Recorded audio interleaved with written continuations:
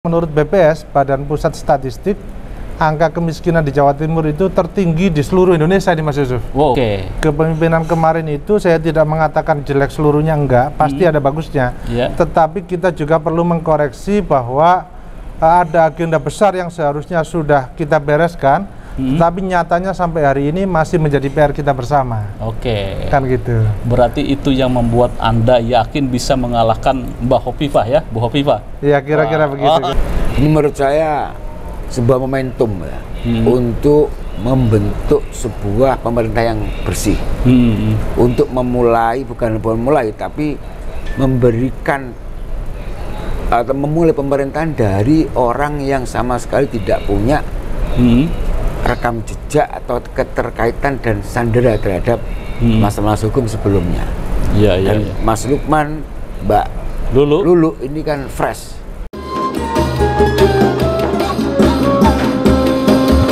Assalamualaikum warahmatullahi wabarakatuh. Waalaikumsalam warahmatullahi wabarakatuh. Pemirsa pada Suwa TV, khususnya warga NU di Jawa Timur, saya sekarang bersama dengan calon wakil gubernur Jawa Timur, Mas Lukman Hakim. Apa kabarnya Mas? Baik, alhamdulillah. Nomor satu nih? Nomor satu dong. Pede bro, nomor satu. Nomor satu, apapun biasanya menang ya? Juara. Yang kedua bersama dengan Gus Salam. Terima kasih. Cucu pendiri NU, Mbah Bisri Samsuri. Apa kabarnya Gus? Alhamdulillah, sehat. Ini kelihatannya cocok ini, kedua sosoknya sudah NU banget ini. Ya, saya akan bincang-bincang sedikit dengan Mas Lukman Hakim. Ya. Mas Lukman, ini kok Anda begitu berani nih menantang sang incumbent Bu Hovifah? Ya. Modal sampean itu apa ini dengan Mbak Lulu ini? Iya. Yang pertama tentu modal kepercayaan dari masyarakat.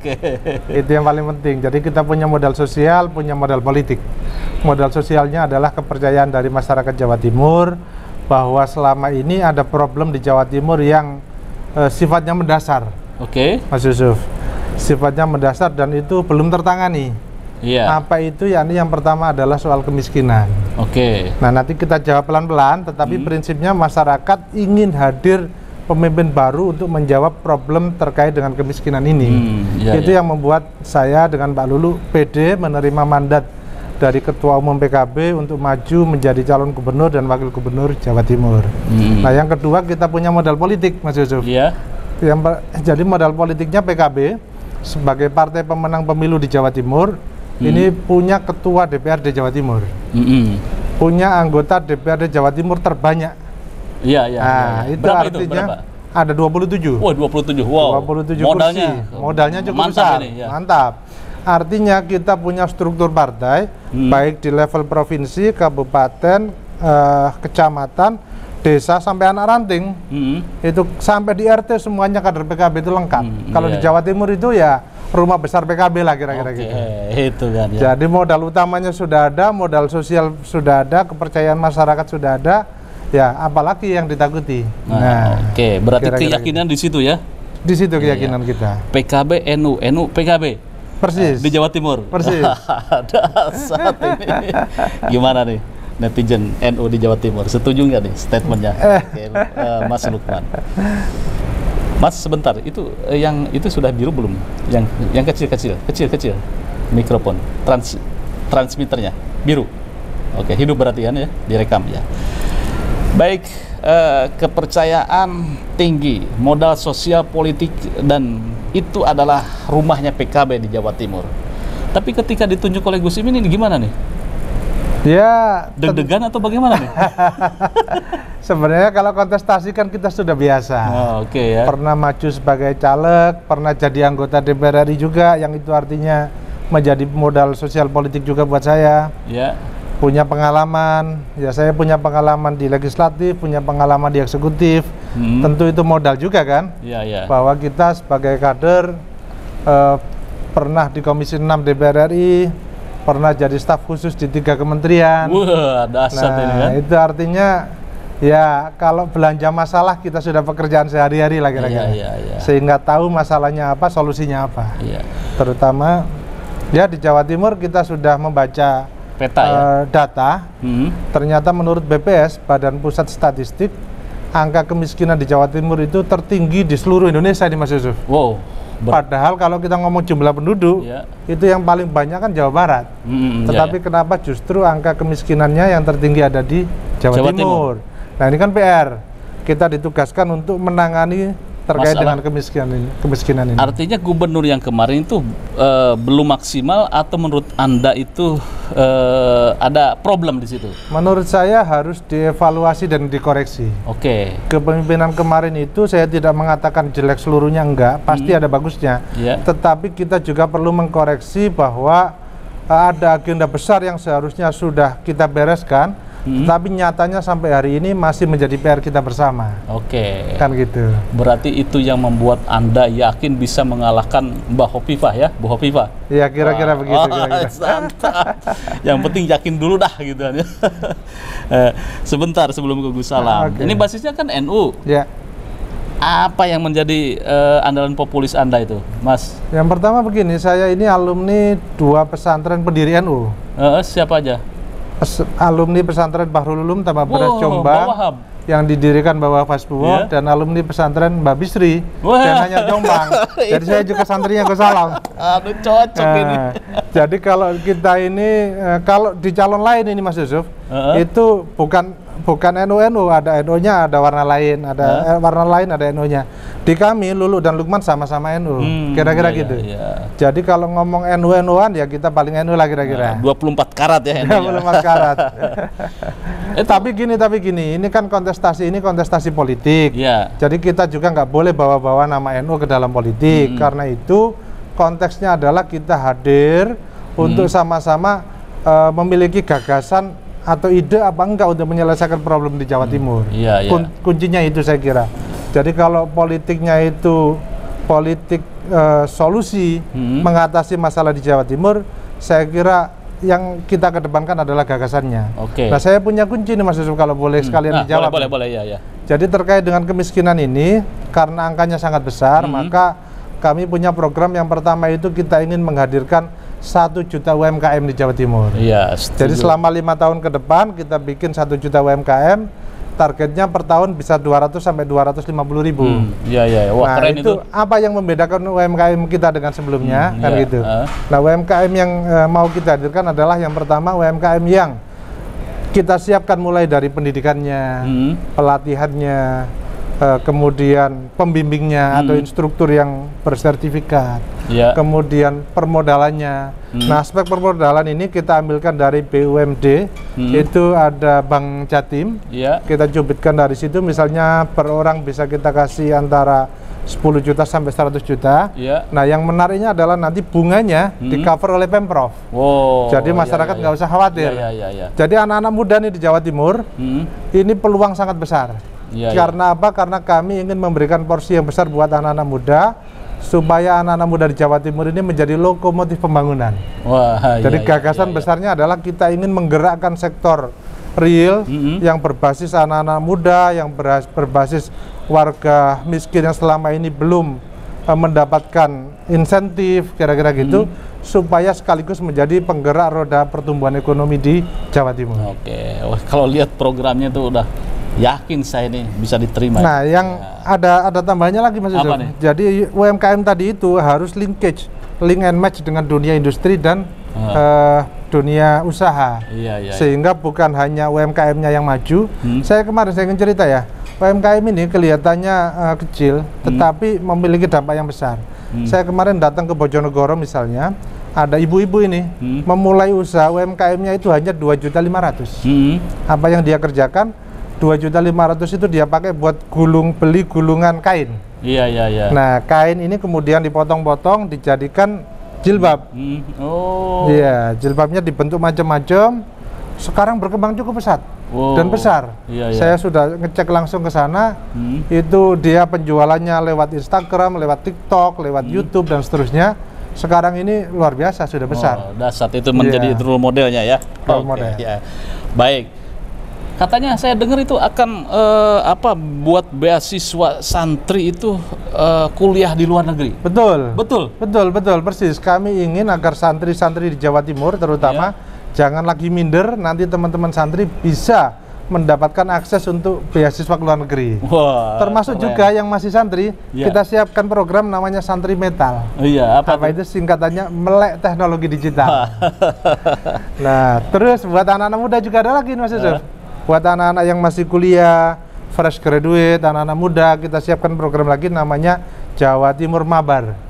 Apa itu? Nah, itu nanti programnya anak-anak yang kepengen bikin startup, usaha rintisan, kita kasih insentif.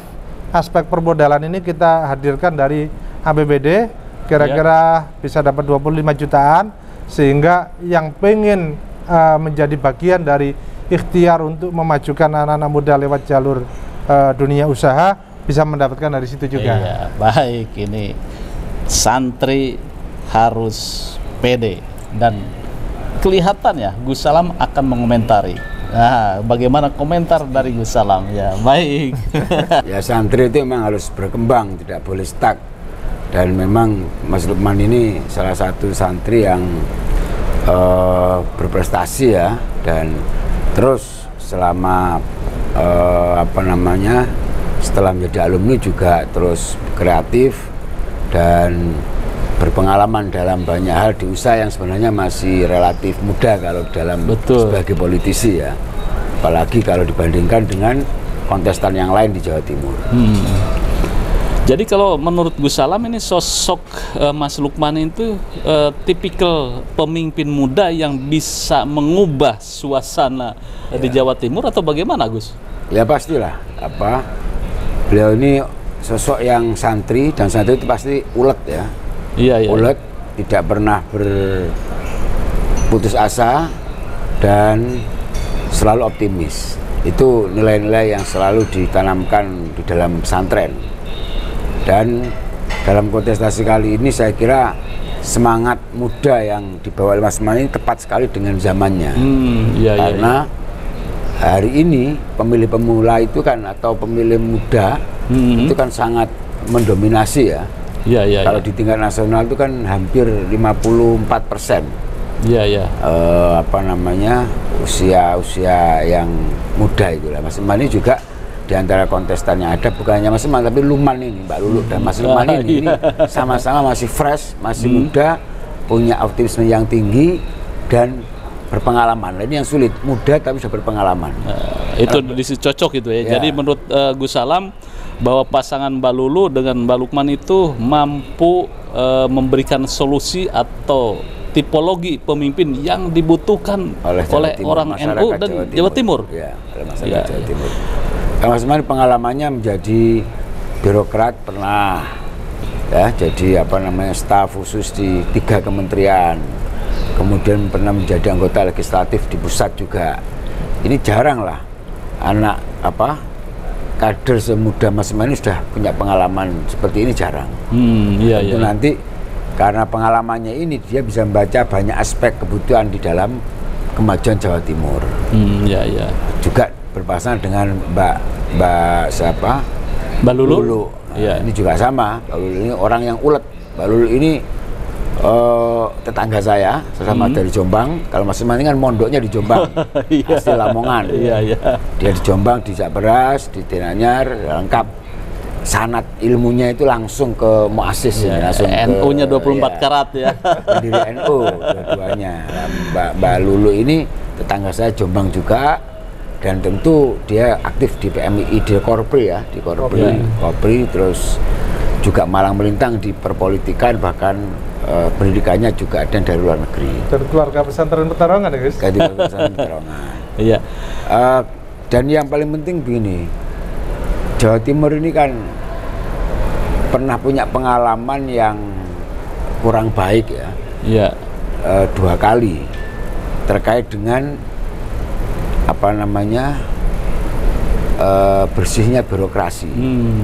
Dulu pada saat 2004 ya, itu ada juga sebuah kasus yang sangat heboh di Jawa Timur, dan itu makan banyak korban, yang namanya P2SEM. P2SEM. Hari ini baru tidak lama baru-baru ini ya, mungkin pertengahan tahun kemarin mulainya ya. Kemarin itu kan sempat ada kasus yang sampai hari ini bahkan masih terus di telisik, yaitu tentang dana hibah. Dana hibah Jawa Timur ya. Ini menurut saya sebuah momentum ya, untuk membentuk sebuah pemerintah yang bersih, untuk memulai, bukan memulai tapi memberikan atau memulai pemerintahan dari orang yang sama sekali tidak punya rekam jejak atau keterkaitan dan sandera terhadap masalah hukum sebelumnya. Dan Mas Lukman, Mbak Lulu ini kan fresh. Dia tidak punya beban apapun di Jawa Timur, bahkan dimanapun. Tapi Jawa Timur nggak punya beban apapun. Maka berharap dengan tanpa beban itu, dengan rekam jejak yang bersih, maka akan ada punya keberanian untuk membuat pemerintahan yang bersih Jawa Timur. Ini pengalaman yang saya kira kejadian yang kemarin ini membuat masyarakat Jawa Timur trauma lah. Rindu terhadap pemimpin yang bersih, muda, punya fresh, terobosan itu kan ya. Terobosan dan tidak punya keterkaitan dengan masalah-masalah hukum yang setelah terjadi. Kira-kira ini Gus, himbauan lah. Gus Salam kan Den Anyar kan banyak ini santrinya di mana-mana di Jawa Timur. Nah, kira-kira apa yang akan jadi himbauan kepada santri-santri Gus Salam ya, Den Anyar terhadap Mas Lukman dan Mbak Lulu ini? Ya kalau saya kira sih santri harus milih santri lah. Masa santri milih yang lain? Karena apa? Ya karena kita akan bisa percaya dengan orang yang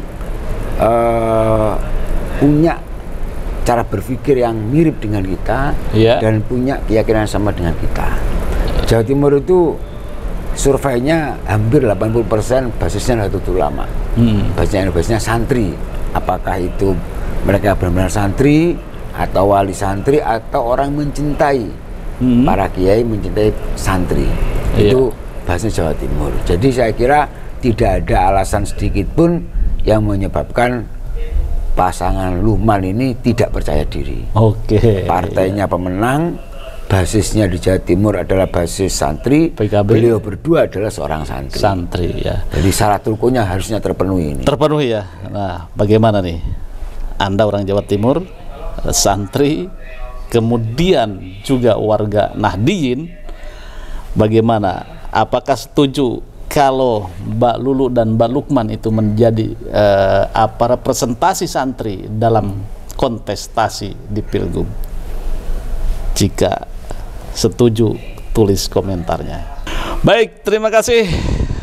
Santri pilih santri, slogan yang luar biasa dari Gus Salam. Dan jika Anda santri Den Anyar atau Mbah Wahab, sepertinya tidak salah. Jangan salah pilih, maksud saya. Pilihlah nomor 1, Lukman untuk Jawa Timur.